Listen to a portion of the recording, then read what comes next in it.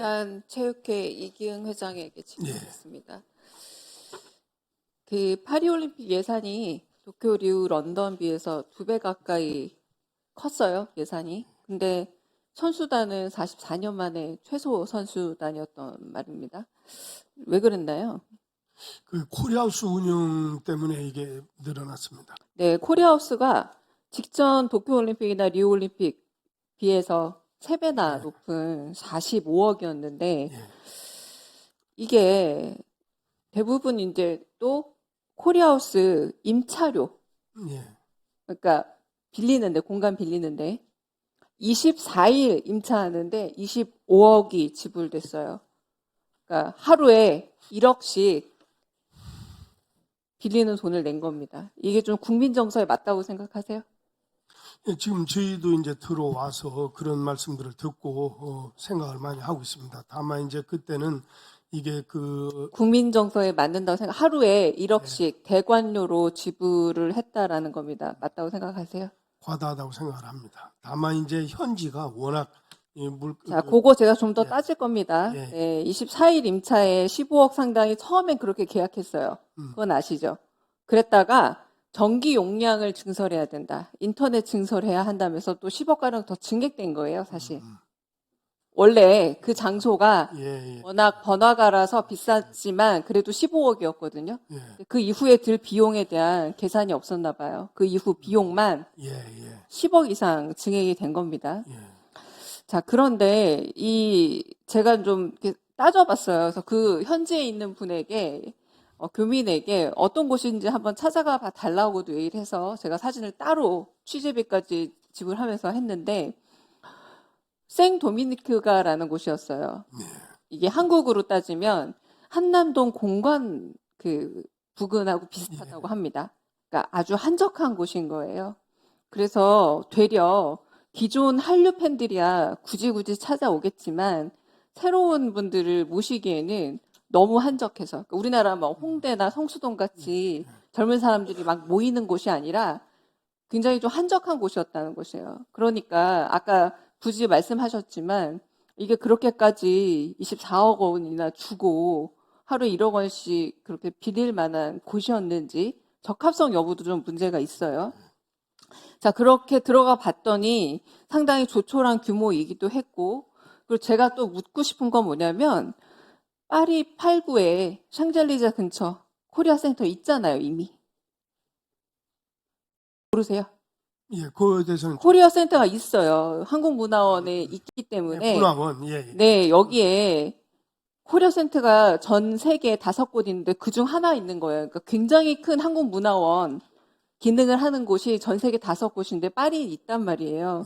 19년에 800억 원이나 들여서 이 문화원을 새로 개비해서 지금 관광공사, 콘지전도 같이 쓰고 있어서 여기서 했어도 7층짜리 건물 쓰고 있거든요. 파리에서 샹젤리제 개선문 있는데 여기서 써도 되는데 이거 좀 너무 방만한 운영 아니었을까요?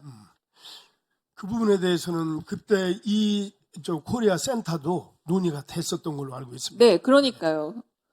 근데 논의가 됐는데 45억을 거기에 쓰면서 선수단에게 들어가는 비용보다 배보다 배꼽이 좀 더 컸다고도 예. 보이거든요. 근데 이제 공간 활용도 측면에서 아마 여기를 부득이 이렇게 네, 제가 아까 말씀드린 것처럼 공간 활용도도 그다지 대단하지 않아서 2층에는 콘텐츠 진흥원이 원초적인 아주 이머시브 아트 상영관 하나 있었고요. 그리고 뭐 기자실 있고 이렇더라고요.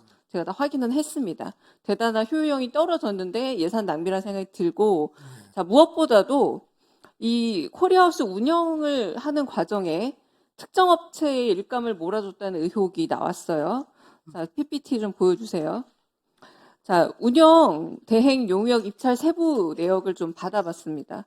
그랬더니, 자, 여기 공개 입찰에 참여한 5개 업체가 사실상 굉장히 유명한 기업들이에요. 제가 알기로도. 이를테면 카카오 계열사인 SM 컬처 앤 컨텐츠 광고사업 부문, 현대자동차 계열사 이노션, CJ ENM과 HS 같은 굉장히 유수의 대기업들을 제끼고 C 업체가 이 입찰을 받게 되는데 처음에 정량지표 평가에서는 5개 업체 중에 상당히 낮았거든요. B, B- 4.75점을 받았다가 소위 말하는 객관적 점수라기보다는 주관적 점수라고 할 수 있어요. 정성평가에서 요게 순위가 뒤집혀요. 뒤집혀가지고 이 업체가 1위를 차지하게 됩니다. 아까 말했던 것처럼 이름만 들으면 알 수 있는 대기업 회사들, 그리고 아주 이 분야에 있어서 혁혁한 이력을 가지고 있는 회사들을 제끼고 됐어요. 자, 근데 그 다음 PPT 보여주세요. 이 회사는 대한체육회 계약 체결 사업 내역을 좀 보자면 2016년부터 이미 12건이나 계약을 한번 했던, 12건이나 계약을 했던, 그리고 계약 금액이 90억 원이 넘는 회사였습니다. 이게 좀 일감을 몰아줬다는 의혹이 어떻게 생각하세요? 네, 의원님께서 그렇게 말씀을 하시니까 저도 이제 굉장히 당황스러운데 아마 네. 직원들이 그 단가라든지 뭐 이런 것들이 여러 가지가 고려가 됐을 거라고 저는 생각을 합니다. 네, 그럼 그 다음에도 해명을 전 좀 충분히 해명되지 않았고요. 일단은 자, 대한체육회에서 이 회사에 추가 거업으로 새로 계속 줘요. 더. 이 일 외에도. 그래서 올해 초에만 보더라도 체육인 대회를 개최했는데 최초 사업비가 2억 7천만 원이었거든요.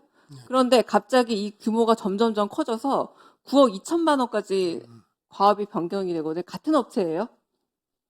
근데 코리아 하우스에서도 똑같이 이렇게 계속 수의 계약을 더하면서 점점 액수가 올라가는 형국을 띠게 됩니다. 어떻게 된 걸까요? 아마 이 행사는 원래는 제가 소규모로 체육인들끼리만 하기로 했었는데 그때 당시 아마 VIP께서 이 행사에 참석을 하시겠다 이런 연락을 제가 부처로부터 받아가지고 이 사이즈를 키워서 이런 결과가 됐을 것으로. 제 의혹에 대한 설명은 전혀 안 되는 듯한데. 아니 그러니까 이제 규모가 커진 거죠. 아니, 그러니까 왜 계속 이 업체에다가 계속 몰아주고 있느냐고 제가 묻는 거예요. 자, 그래서 그 다음에 또 10억 상당의 그 수익센터 운영 대행 사업도 또 수의계획으로 체결해줘요. 처음에는 공개 입찰을 해서 이 업체랑 계약을 한 게 맞는데 제가 말하는 의혹의 핵심은 계속해서 수의계약으로 돈을 더 얹어주고 10억 정도 되는 사업도 수의계약으로 체결을 해준다는 겁니다. 그런 식으로 굉장히 많은 건수의 계약을 체결했다라는 건데 이 회사가 코리아하우스 운영하고도 관계가 있다는 거예요. 그러니까 이렇게 방만한 하루에 1억씩 드는 이 코리아하우스 운영과 이 회사의 일감 몰아주기가 전혀 무관한 것인가. 이런 부분에 있어서 의혹을 좀 저한테 해결을 해 주셔야 될 듯 합니다. 알겠습니다. 제가 소상히 다시 한번 점검을 해서 의원님께 별도의 그 시간을 가지고 보고를 드리도록 하겠습니다. 예, 수고하셨습니다. 다음은 김성수 위원님 질의해 주시기 바랍니다.